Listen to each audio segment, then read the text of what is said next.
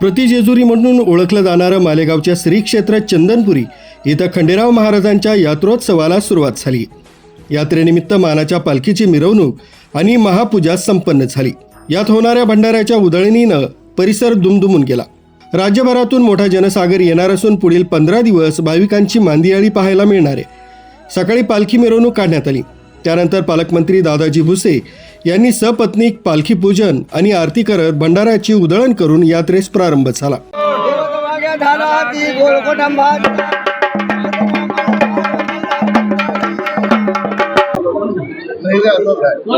चंदनपुरी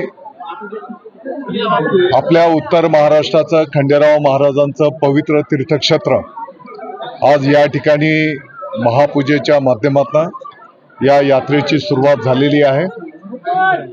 आम्ही सर्व पदाधिकाऱ्यांनी गावाचे सरपंच महोदयांच्यापासून सर्वांनी मिळून खंडेराव महाराजांना प्रार्थना केलेली आहे।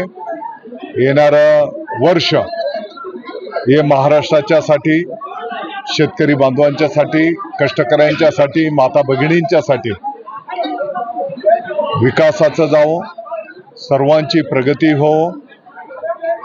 येणाऱ्या काळामध्ये शिक्षणाच्या माध्यमातून एक प्रखर राष्ट्रभक्त, सुजाण नागरिक घडो, अशा प्रकारची प्रार्थना आम्ही खंडेराव महाराजांना केलेली आहे, दैवताला केलेली आहे। चंदनपुरी हे खंडेराव महाराजांच्या दुसऱ्या पत्नी बानुबाईचं माहेर।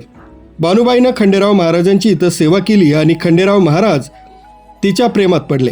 बानुआंनी खंडेरायाचं वास्तव असल्याच्या आठवणींना उजाळा मिळावा म्हणून दरवर्षी चंदनपुरीच्या खंडेराव महाराजांच्या मंदिरात पौष पौर्णिमेच्या निमित्तानं यात्रेस सुरुवात होते। 15 दिवस हा यात्रोत्सव चालतो। यात्रेत ढोल ताशांच्या गजरात भंडाऱ्याची उधळण होते। अनवघी चंदनपुरी खंडेराव महाराजांच्या आवाजानं दुमदुमून जाते।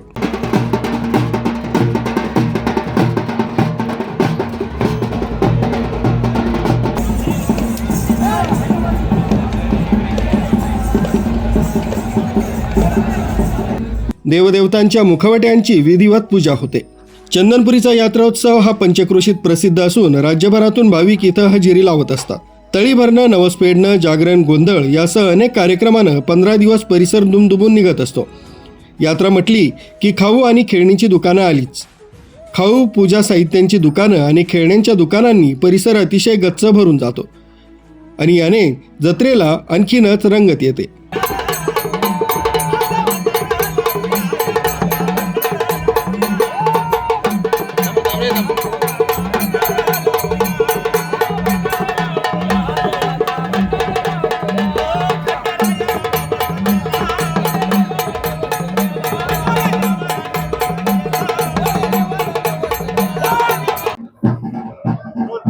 उत्तर महाराष्ट्रातील आराध्य दैवत असलेल्या श्री क्षेत्र चंदनपुरी या ठिकाणी आजपासून यात्रोत्सव सुरुवात झाली। मोठ्या संख्येने भाविक या ठिकाणी लिंक झाले। आपल्यासोबत थेट चंदनपुरी गावाचे सरपंच विनोद शेलार आहेत, त्यांच्याशी बातचीत करूया।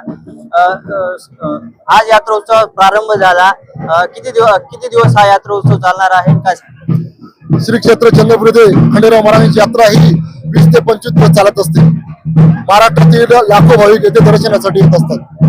चंदनपुरी ग्रामपालिका व जय मल्हार ट्रस्टतर्फे सर्व सुविधा पुरवण्यात आल्या असून अतिरिक्त कर्मचाऱ्यांची नेमणूक करण्यात आली, काही स्वयंसेवकांची नेमणूक करण्यात आली। भाविकांना स्वच्छ पिण्याचे पाणी पुरवण्यात येणार आहे। गावात स्वच्छता ठेवण्यात आलेली।